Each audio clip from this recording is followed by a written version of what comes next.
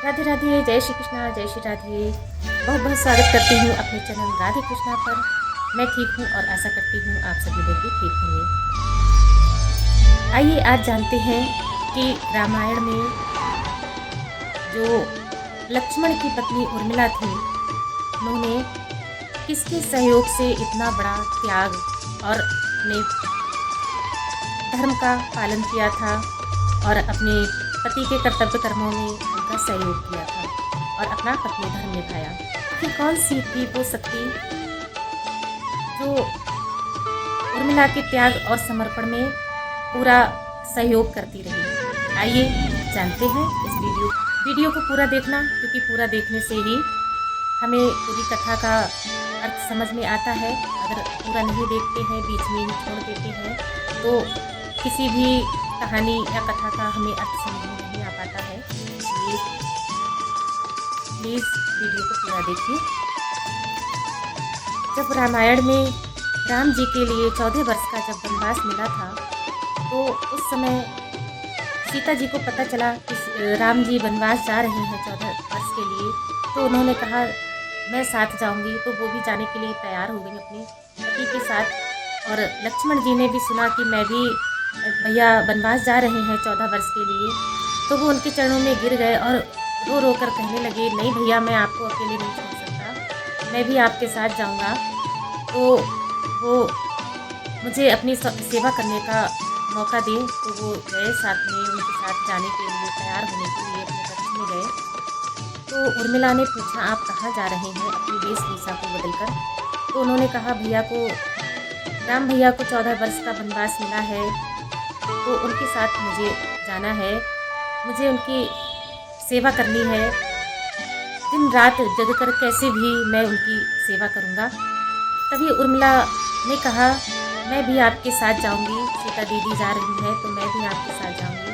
तो लक्ष्मण ने उनसे कहा, नहीं, ये तुम मेरे साथ नहीं जा सकती हो, क्योंकि अगर हम जा रहे हैं, भैया भी जा रहे हैं, तो यहाँ माताओं को देखने वाला कौन होगा? यहाँ के जितने मेरे कर्तव्य हैं उनको तुम्हें निभाना होगा। तुम मेरे कर्तव्यों का में मेरा साथ दोगी, सहयोग दोगी, तुम्हें मेरे कर्तव्यों का पालन करना होगा। तो उर्मिला ने आंखों में आंसू भरकर उनकी हर आज्ञा का पालन करने के लिए तैयार हो गई। और लक्ष्मण जी, राम जी और सीता जी के साथ वन को चले गए। और उर्मिला और हाँ, लक्ष्मण जी ने ये भी वचन लिया था उर्मिला से कि तुम्हारी आंखों में कभी आंसू नहीं आने चाहिए। तो फिर उन्होंने कहा, ठीक है, मैं ये भी आपको वचन देती हूँ, मेरी आंखों में कभी आंसू नहीं आएंगे। तो ये वचन लेकर लक्ष्मण जी राम जी के साथ चले गए। पहली रात वहाँ पर बीती तो उन्हें उर्मिला की बहुत याद सता रही थी, बहुत याद आ रही थी, पर उन्हें अपनी सेवा भाव दिख रहे थे। वो अपनी सेवा में लगे हुए थे, पहरा दे रहे थे। तो उनके पास निंद्रा देवी आई थी। निंद्रा देवी उनकी आंखों में आने वाली थी, तो उन्होंने मना किया कि नहीं देवी, आप मेरे पास मत आइएगा, क्योंकि मैं अपने भैया भाभी की सेवा में लगा हुआ हूँ और आप कहीं और चली जाइएगा, कृपा करके आप मेरे पास मत आइएगा। तभी निंद्रा देवी ने कहा, अगर तुम कर्तव्यपरायण हो, उसी तरह मैं भी कर्तव्यपरायण हूँ, मुझे भी अपना काम करना होगा। अगर तुम्हारे हिस्से की निंद्रा अगर तुम्हें नहीं दूंगी तो किसी और को देनी पड़ेगी। तो उन्होंने सोच में पड़ गए लक्ष्मण जी। उन्होंने कहा, तुम मेरी पत्नी के पास चले जाओ, मेरी पत्नी मेरे हर कर्तव्य में कर्म में मेरा साथ देगी। तो योग निंद्रा ने जाकर उर्मिला के पास जाकर कहा, सारा वृत्तांत सुनाया।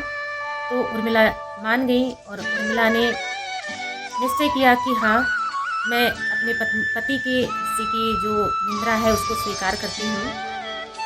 और अपनी दासियों को बुलाकर कह दिया कि मेरे कक्ष में एक दिया प्रज्वलित कर रखो और वो दिया 14 वर्ष तक जलते रहना चाहिए, बुझना नहीं चाहिए।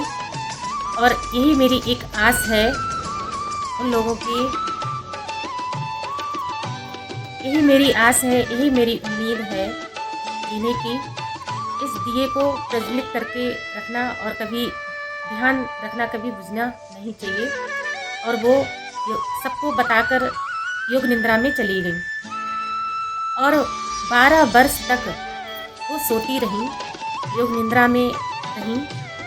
उधर लक्ष्मण जी अपने भाई की सेवा में लगे रहे और जब उधर 14 वर्ष का समय पूरा हुआ तब वापस होकर जब घर लौट कर आए तो उनकी आंखें उर्मिला को ढूंढ रही थी और उनकी याद धुंधली हो चुकी थी कि हाँ उर्मिला सो रही होगी।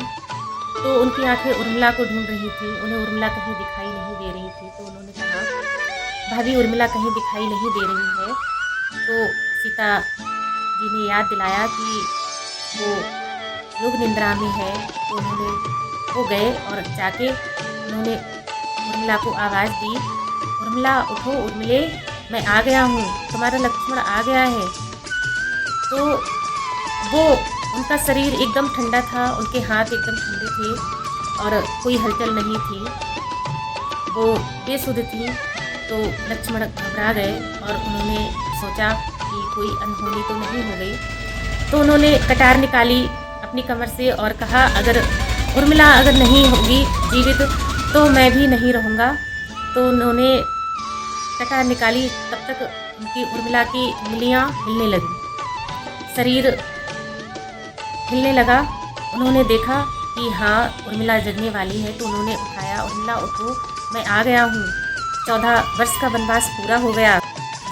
तो उर्मिला उठी और उन्होंने देखा कि चेहरा उनका देखा तो वो उन्हें पहचान ना सकी, क्योंकि 14 वर्ष में वो चेहरा भूल रही थी, इसलिए वो पहचान ना सकी। और वो लक्ष्मण को बहुत दुख हुआ कि मेरी ही पत्नी मुझे नहीं पहचान पा रही है। तो उन्होंने ध्यान दिलाया कि मैं लक्ष्मण तुम्हारा पति हूँ और मैं 14 वर्ष के लिए वनवास गया हुआ था। तो हल्की हल्की धुंधली सी उन्हें यादें आईं और जब याद आने पर जब सब एक हो गए और सबका आशीर्वाद लिया और सबसे बड़ी शक्ति थी उनके साथ योग निद्रा की, तभी वो अपने कर्तव्य कर्म को पूरा कर पाई। यही एक शक्ति थी। रामायण में देखा जाए सबसे बड़ा अगर रोल है तो वो रोल है उर्मिला का। उर्मिला का सबसे बड़ा त्याग है और उस त्याग में सबसे बड़ा योगदान है योग निद्रा का। और यही एक कारण है जो